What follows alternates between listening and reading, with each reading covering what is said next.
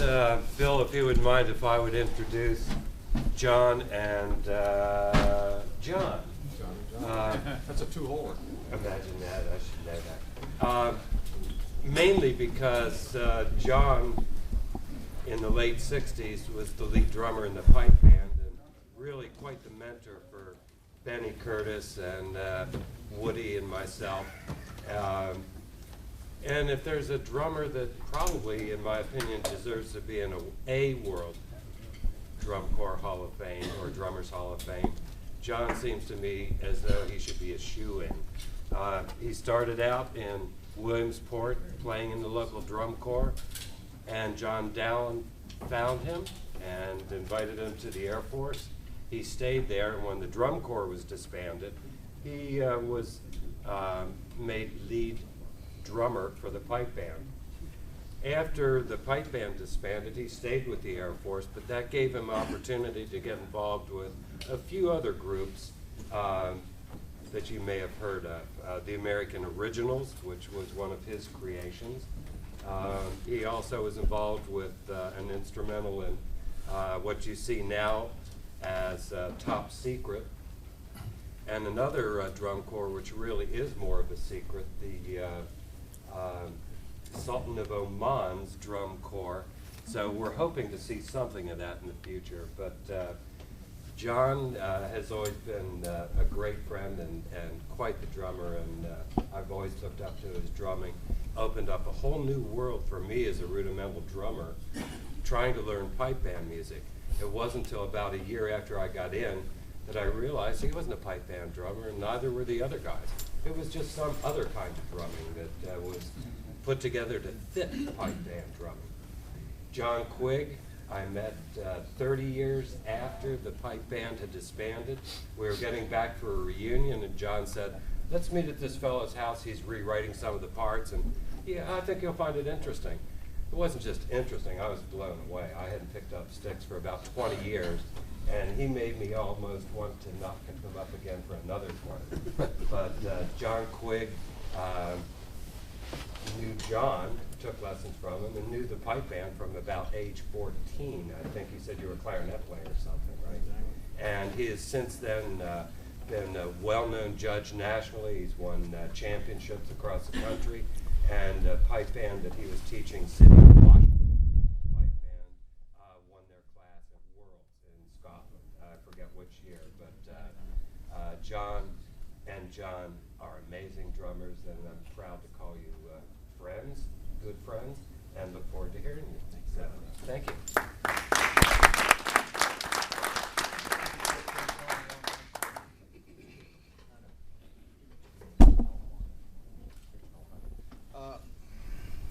If there's two piping tunes that are sort of the fifing equivalents of like Helena Wabash and you name it, stock standard tunes, it would be Scotland the Brave and a tune called Wings. So we're going to open with that.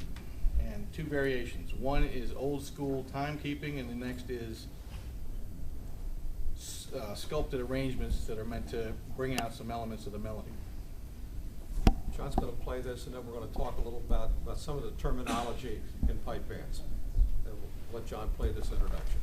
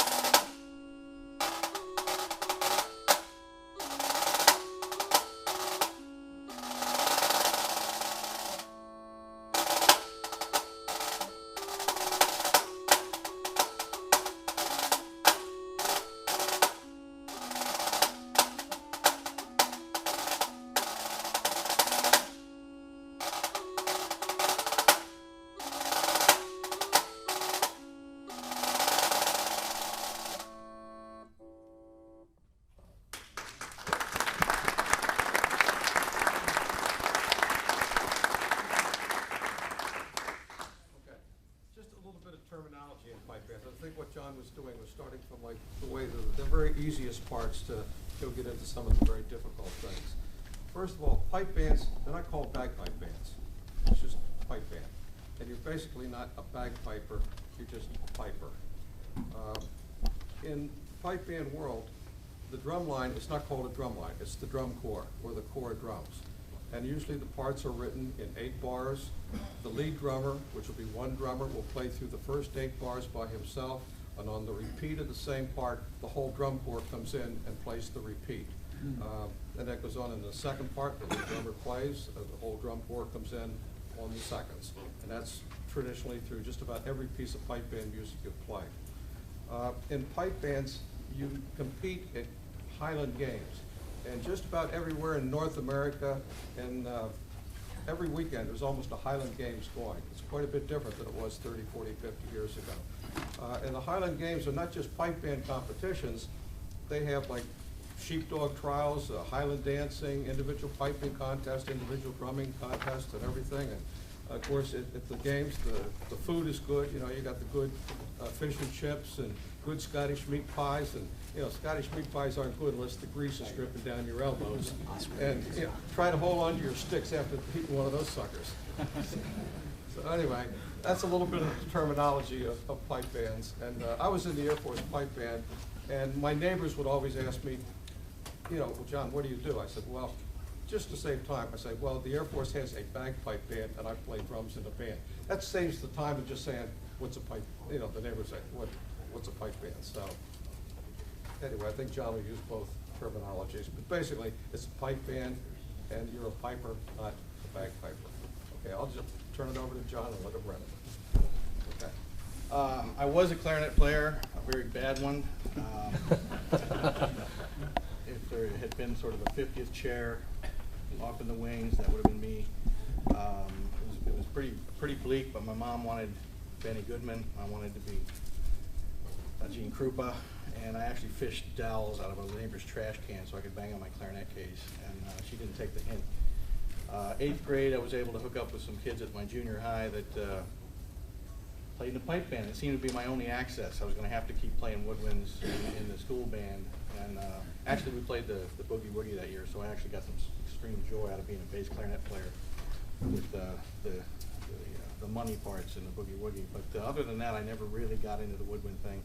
But I spent a year playing drums and bass drum in a kids band in Annapolis, and I couldn't get enough of the snare drumming that we were getting out of our Saturday morning lessons in Annapolis. It was just, it couldn't have been a better foundation from John that we got. One of the reasons John, just for a second, come back for a second, because one of the things that he didn't know he was doing for us, I'd say it was about 6 months in, I was all elbows and very little wrist, and certainly no use of the thumb. So it just so happens that as a rudimental drummer, what was it? You said you were as a kid you learned something. You learned. Basically, you know, I mean, a lot of guys at the time, back in the 50s, early 50s, not too many people were really using the fingers. And we started getting into it with some of the dance drummers and things that figured out that you can really go with these fingers. And that's where we kind of got into the pipe band thing, but it got very natural to use fingers with the stuff they're doing. Well, at the same time in the 50s, there was a war going on between the Irish drummers and the Scottish drummers, where Duthard had this whole thumb thing going on, whereas the Irish drummers were doing more of a finger and forefinger grip over top of the stick. And I've seen some Thompson grip action here this weekend, and I can't believe how much facility you guys have, because I've always been told that the thumb was preferable, and I have to think, well, it's what you learned and how you put it to use, because it's outstanding what's going on. I don't know if the closed work is as accessible, but seriously, a lot of facility with the thumb and forefinger that I've never seen before. So ultimately, the grip that I developed, because he taught me how to isolate the hand on the table, pretend you're holding a Coke can, set the stick in there, and then just, and then get the thumb on there.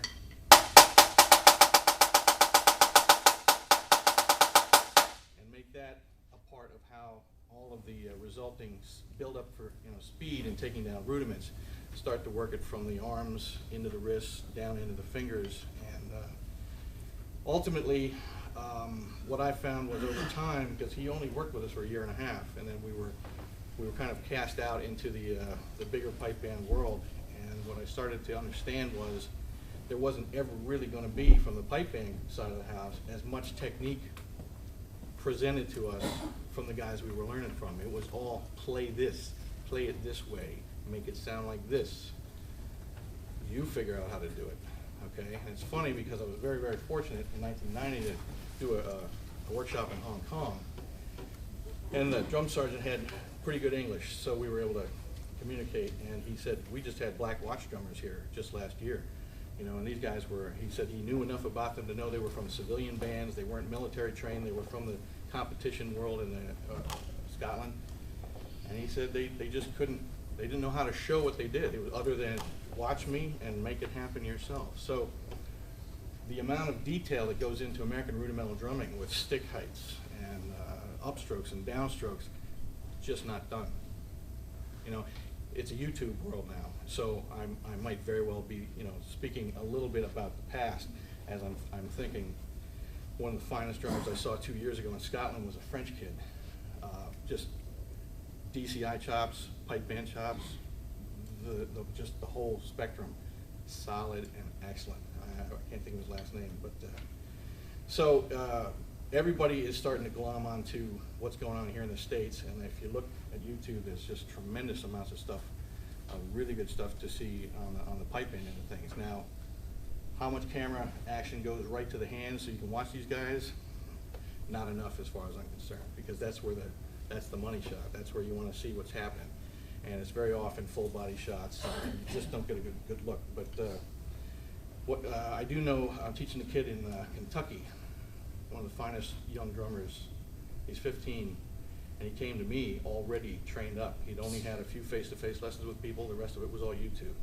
And he's one of the finest pipe band drummers in the United States right now, okay? He should be in the grade 1 amateur. He's playing in grade 2. He this winter just exploded. So into the actual production of what we do here, I'll be playing some things from recordings that don't have a click track and they don't have an introductory section for me to play an attack or introductory rolls, which you'll have in fife and drum corps and you'll have in any number of formats. We play 2 3-pace or 2 3/4 note rolls based on 16th note triplets. And then just flesh it out with buzzes, fully pressed buzzes.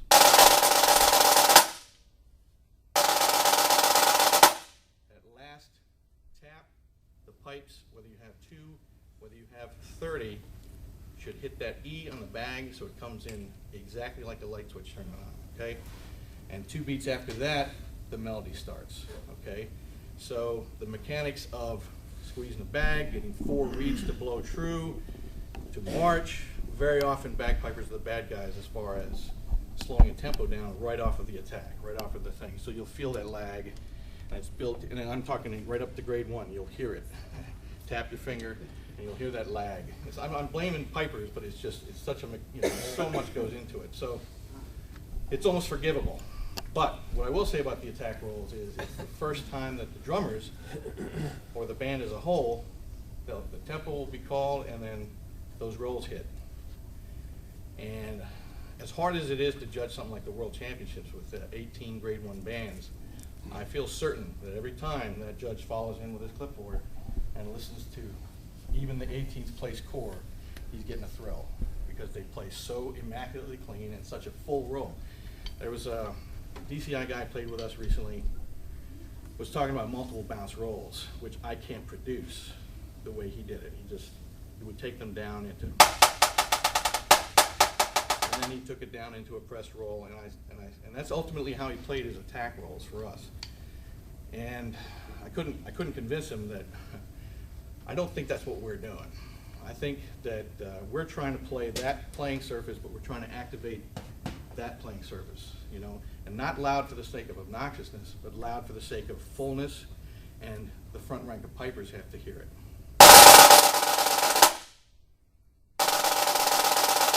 And that's not, oh, say, can you? It's not one of these little things where the snare drum gives you half your roll.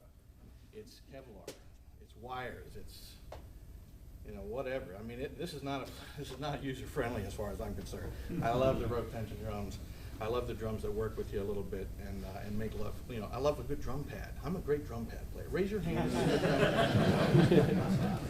Yeah, I think most of us. So this is counterproductive as far as I'm concerned. The Kevlar, and I was in the Costa Mesa games, 1983. I was in the Army up in Monterey, and me and a buddy went down. We actually joined the band, went down and played the games. And we're making our way through the massed bands at the end of the day. Everybody's got beers and all kinds of stuff. And I see a Kevlar drum head, which we'd all been hearing the rumors, been hearing the stories. We're all still playing Mylar. Boom. And I stopped my buddy, and Gladden.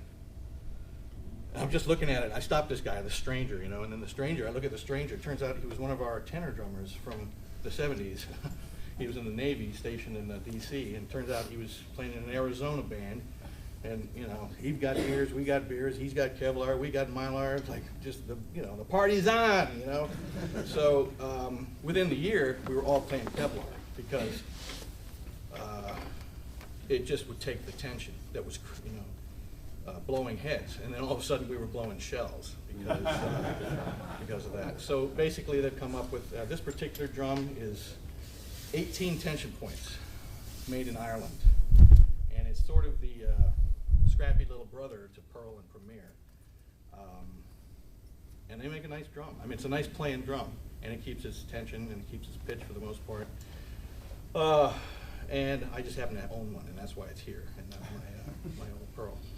But so like I say, that's about the introductory rolls. That would generally precede all the march material. The vast majority of stuff that people play is march material. And I would like to play another march for you. For the most part, they play simple time, 2/4, 3/4, 4/4, but it's compound time, 6/8, that is a special place in Piper's hearts. Anytime they play recital, they'll warm up back across the room. They'll play 6/8 set. And for the cool drummers in the crowd, that's Snooze City, you know, I mean, come on, 6/8. I was probably 40 before I went, I get it. They're really kind of cool. They're very military, they're very straight ahead, and it's got that cut dot rhythm, that swing, it's not a 2/4 kind of swing, it's a 6/8 kind of swing. And it's just their own little deal. And I have to say I wasted 25 years of just sort of not liking them when I could have been having a lot of fun. So in the packet, you will find no 6/8 march. This will be invented as I stand here playing for you.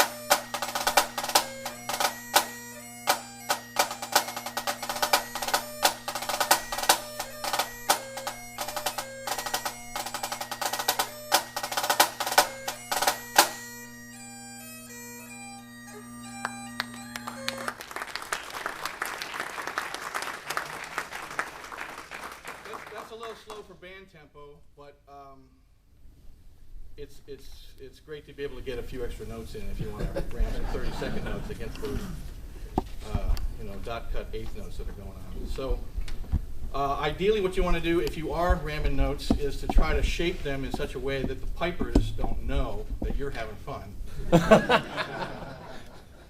try to meet them at key points in the melody. So you're always supporting the melody. It's like tent poles, you know. If you think of the melody as the tent fabric that just goes from pole to pole, and you're trying to give them key anchoring points that always hold up their tempo and hold up their phrasing. And I definitely slipped ahead in a few spots. So I'll be honest about that. Like I said, and generally if you hear those 6/8, if you ever, it might be on YouTube, but they'll take the 6 top bands in the world and they'll stand in the middle of that massive field while another 200 bands march on for the final closing ceremonies at the Worlds, and they'll just alternate like 18 parts of 6/8 from band to band to band for about an hour and a half. And they're playing this tempo.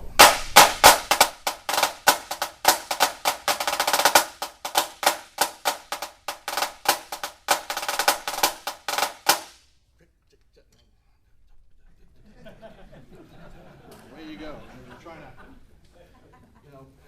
show your colors a little bit, but then a lot of bands are coming on. They'll have a juvenile band, and then they'll have their cousin's band, and they'll make a block formation and wind around the whole field. It's a treat the first 12 times you do it, and then about that last time you're one of the guys in the beer tent, just trying to find out if there's a way not to have to go do the mass bands. But so basically, like I say, the vast majority of what you would play with the band that's here locally. I'd like to introduce Matt. Please stand and take a bow. Matt Lewis is one of our, very fortunately, Matt is one of the finer young players in North America for pipe band drumming right now. I taught him for literally like 2 months before I just said, I got nothing. There's nothing I can do for you. Just do what you're doing. Just keep doing it. And he's improved exponentially since then. So he's the kind of guy that I look to, when I'm going around the games and I get a chance to stop and listen to someone warm up. So we're going to be doing a session tomorrow with his band here locally in Lancaster. And I was going to talk about the grip for a second. Could you come over here for just a second? There's a thing that happened in, raise your hands if you've ever heard the name Jim Kilpatrick. All right, that's good, that's great, because I'm hoping it's more to do with him and his legend versus the fact that he jumped to the Pearl Drum Company from Premier. I'm serious. I hope it's not just a matter of business and all of a sudden he's on the radar, because he really is. I haven't mentioned Alex Duthert yet. Alex Duthert is, along with John Bosworth, my main influences and sources of inspiration. John gave me my foundation and Duthert gave me my direction for a lot of the stuff I do. One of Duthert's students, Jim Kilpatrick, sort of took some Duthert ideas, refined them a little bit, and to include the technique, the actual physical technique on the sticks. And all of this happened while I was getting my basic foundation with sort of a German overhand grip, and then going in the military and not playing drums much for a number of years, and then coming out, and all of a sudden I saw Kilpatrick at a workshop in the late 80s. He'd always had just mind-bending speed, but I'm starting to notice the way he's actually working the sticks. And what had happened was, and I can't produce it the way the guys that have been doing it all their lives do, but it's about a 3/4 to 4/5 French timpani grip on the right hand, which I was never a concert drummer. I just know these things from conversation and what have you. But I think my left hand is set up in the tradition, which is, it's about a whole thing from the arm through the wrist, and then the thumb giving you the afterburner and giving you what amount of control you want for fluidity and speed. Whereas the right hand, I'm probably 80%, 90% wrist. Whereas these guys are doing a lot more of this, where they're harnessing the rebound in a really sexy way. And it's just one of those things where I don't know if there's time in life for me to make that turn, but I am aware of it. It's a beautiful thing when you see it. And you think you maybe play like part 2 of the Mass Bands Yeah. just for a second? And I don't know if you can see it when he plays, but the right hand, basically when I met him, his right hand was this. And I thought, I can't fix that. So the first thing I said was, there's people, there's another guy over in Philly that I said, if you go play with that core, which appears you're going to do, that's the kid you pay attention to. Focus on that. So this kid's a big brain. He's in grad school for what? Material science. Rocket science? What? Material science. Material science. So he's got a lot on his plate. He keeps the drumming going. And so he went from a very erratic and sort of ill-structured right hand to gravitating to this technique. And 2, 3, 4 years in, about 4 years into your playing, he made a fundamental change to his technique. And now it's pretty much as I kind of wish had been advertised when I was growing up.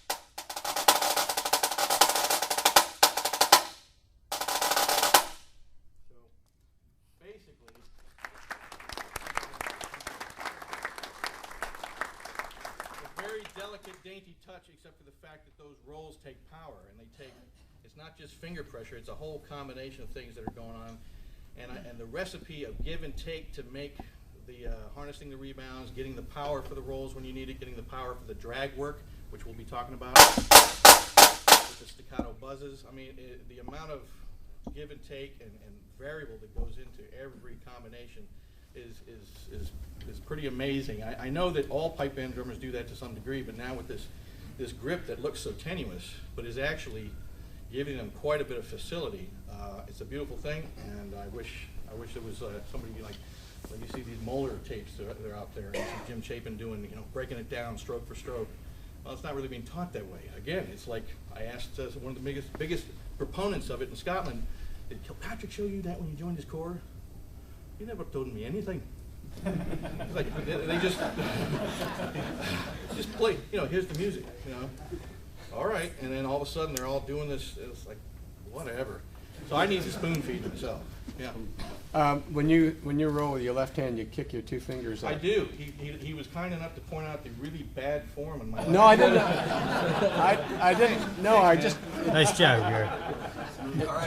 John, I hadn't played for John for. This is absolutely true. Absolutely true. Sorry. No, it's absolutely squirrely, and it's all about keeping my thumb in a nice zone on the stick. Because I can remember going literally to tears as a teenager because my left hand was so poor in keeping up on the roll work. So and this actually is perfect because how do these Scottish guys create this sound is they get the sound in their head and they teach themselves how to produce it. However, right? And that's why you'll see this, you'll see this, you'll see various combinations of going, I'm describing sort of like the pinnacle of technique, but you'll see all manner of it, producing a pretty steady, confident sound. And it's because the quality of sound is what they're going for. How do you play well with your 10 corps mates? Yeah, I wasn't insinuating there's anything wrong with the sound. I was just curious. Well, it's actually as per what John taught me. John never taught me that. Yeah. John would have spanked me if he ever Yeah, wanted to do that. I'm sure he would. But it was in the years later Yeah. where I was either helping myself out or I was working with other players that weren't about to say that doesn't look very good. Don't do that. Nobody said anything. I was ticket free world. I was in pipe bands. I was like, hey, do whatever you want, I don't care. Stand like this, It doesn't matter. But you better be clean in the line. However Whatever you're doing. Yeah. So it was always gravy. I remember getting in arguments with my drum sergeant. I was talking about the guys in the Dicer Corps in the 70s, how sloppy they were, the way they looked. They looked like. So they don't judge on uniformity necessarily. No. Okay. But my gosh, could they play? Oh. Yeah. I mean, they were the corps that took both the pitch of the drums up and the level of execution up in Scotland in the 70s. And they all looked like punkers. Some of them had mohawks, and they were, you know, the whole thing. It was just not a good-looking picture. And they were all street toughs. Most of them, they all went to the same school. It was a school for tough kids who were in trouble. And they got a pipe band out of it, and all of a sudden they were monster players. And it was a beautiful thing as long as you weren't getting decked by them or mugged by them. One of those players is now on the West Coast, Reed Maxwell. I talked to some of the guys that were in the band with him. They said, "Oh, he was a goody-goody. He wasn't a tough." But the rest of them were hard, were definitely hard cases. Yeah. John, in an individual contest, what's your experience today? Are the judges looking down and just listening, or are they looking at grip and they have prejudice or preferences and judge you accordingly, or just on your sound? Well, I told a story last night about a backwards player that plays in the City of Washington line now, that when he was 13, smoked me on Paradales in a workshop. Absolutely true. You know, 13, glasses, stood up, did his thing backwards, and just took down some Paradales. So I think we all look at the technique, and if it looks bad, you're expecting bad. And sometimes you're very happy to find out they're actually getting a pretty good effect. No, excuse me, I was really talking about like a closed right grip versus the... If it's manifesting in the form of a pulsy roll, and you can look, usually you can look at it and go, that's not going to work, and then you hear it, no, it's not working, and you're good. He's giving you something to write. Okay. You know, he's giving you a crit. He's giving you a crit. Yep. Basically, we do perform everything. All our march tempos are basically from the beginner bands will play down in the 60s, and then the 4/4 marches go up around 95. Usually what I just played was probably the upper 80s for that 4/4 stuff.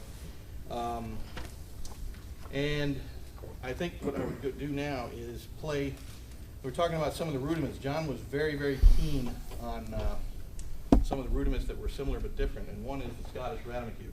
They're not into naming their rudiments. This particular one is, as far as I know, it's a Duthard move. Got a downbeat 16th, and then 6 30-seconds that end on the next beat.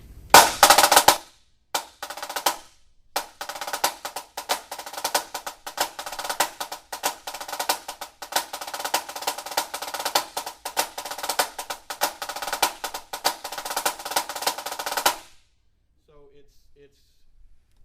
it's not played as a triplet from the middle of the beat. It's played back at the E of the beat, and is how much you want to hold that first 16th note is probably from core to core slightly different. So they're not metering exactly to the metronome. They're definitely doing it from a feel-oriented standpoint. And what does that drum sergeant think? What does that drum sergeant think? What does that drum sergeant think? Alex and I from the old guard have played together for years. He's now running the City of Washington Corps, and luckily he was playing to me for years. And I always thought, hey, we play well together. And then he got the Corps, and I was like, oh, he's making little changes here and there, little tweaks. I'm like, all of a sudden I found out how much trouble I have being malleable to another player's playing. But that Radamachew is one of those items, okay? And we do play traditional Radamachews, but it tends to be, it's very soft and just spreads out across the beat nicely, but at these slower 80 beat per minute type tempos for the march and reel type tunes. In the packet, I also there's other rudiments that we'll get to, but people might be wondering which one of these doesn't match the others, and that's the wipeout workout. Is it Ronnie Wilson? Ronnie Wilson was the drummer for the Safaris, and supposedly he played the riff that his marching band played to get the football players on the field. And it was just a tune they made up on the spot, Wipeout. It was the B-side. Well, it just so happens that there was some anecdotal stuff online that was suggesting pretty strongly that he might have had a pipe band background. And it just so happens that we all in pipe bands have to have a pretty good control of our singles. So I hand this out with the little history and then the fact that everybody knows Wipeout. So I teach it as a single exercise, paradiddle exercise, and then as a dead stick exercise, which is a standalone figure. The dead stick is one of the items that probably gets done in pipe bands that I'm not sure where else it's done. It's primarily part of another move. It's an embellishment for our closed Scottish drag. And it's if you said it was a closed flam, you'd be accurate. You'd be giving it a good description. They call them closed drags or closed Scottish drags, and then if you're in the pipe band environment, you don't give it any adjectives. It's drags. Okay, so playing the open rough style drag, whatever you call those, whatever your history is on those rudiments. If we close those down, and that happens in 6/8 sometimes. It happens in strathspeys, which is a type of dance music. I think Tom Hannum played them. He called them roughs. Correct. But for the most part, I think of those as three-stroke rolls. And again, there's nobody there to really correct me because we already have drags. All right. So that's about halfway to a full legato buzz stroke that we construct all our rolls with. All right. So those are full buzzes, full legato buzzes. You've got sort of a halfway point, and then you've got the ones that we use, and we call them dead sticks. And there is an item in here called the Ruxton Chop, which an Irish kid turned up in the Bronx in the 90s, and he had played in one of the grade 3 bands in Ireland. Actually, he played with one of the grade 1s as well, which is the top level bands that you can have in competition. And tremendous player, and just had all kinds of goodies. Right now, he's a painter in Hilton Head. He doesn't drum at all. So this little item here is something that I saw him play. So I'll go in with a rudiment breakdown, and then I'll go into this, and then I'll finish with a figure that John taught us back in the 70s, which is something else again. So.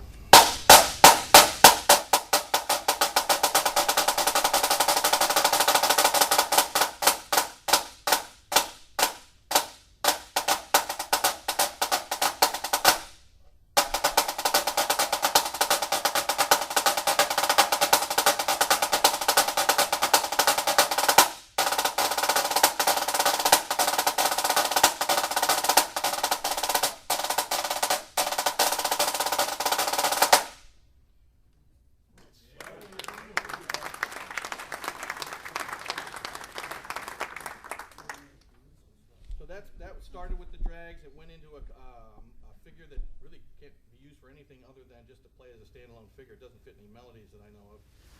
And it's got a combination of the drags and the dead sticks. And then the last figure has got the Jon Quigg dead stick exercise. And this was a figure he taught us, again, just as a little feature, as a small, brief exercise. And I think that it had a lot to do with our ability to make that dead stick thing happen in a very concise fashion and make sure it doesn't bleed into the next stroke. It's got to be a staccato stroke. And generally, the easiest way to play those is with a diddle right after it. It basically slides you into a ratamacue.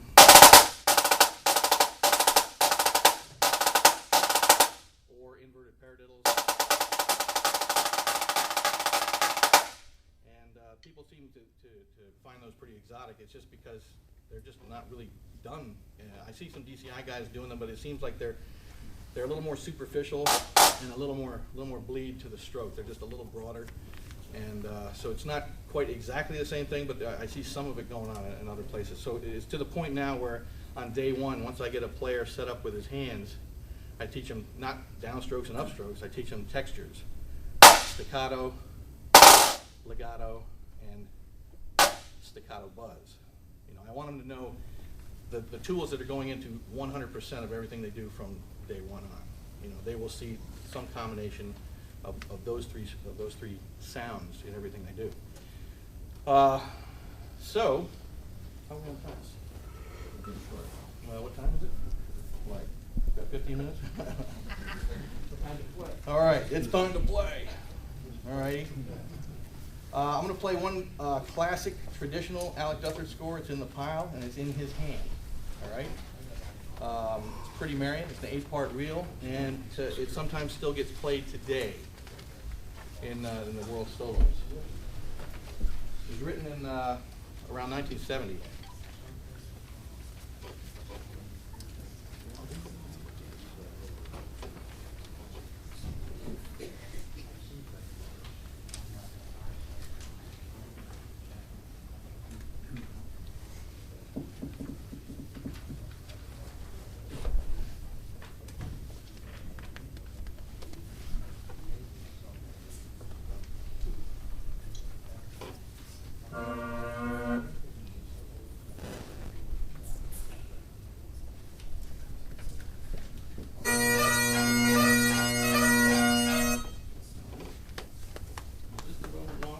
This, like I say, it pretty much, the reason I'm playing this specific one is it's sort of where pipe band technology stops.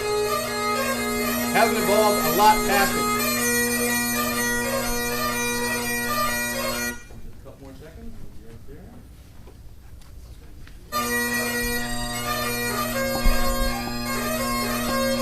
I'm gonna play the end of the preceding tune.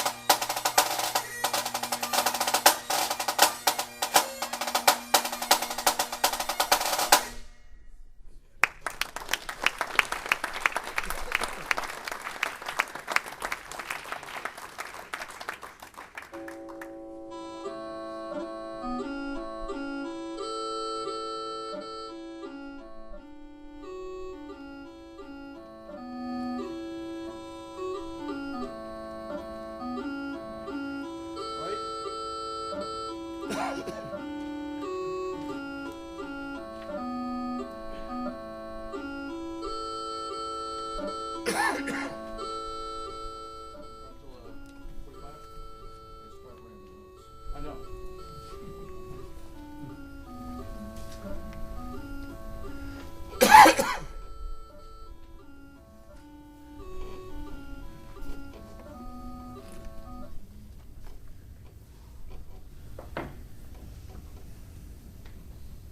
And this is when you're not beholden to a competition judge.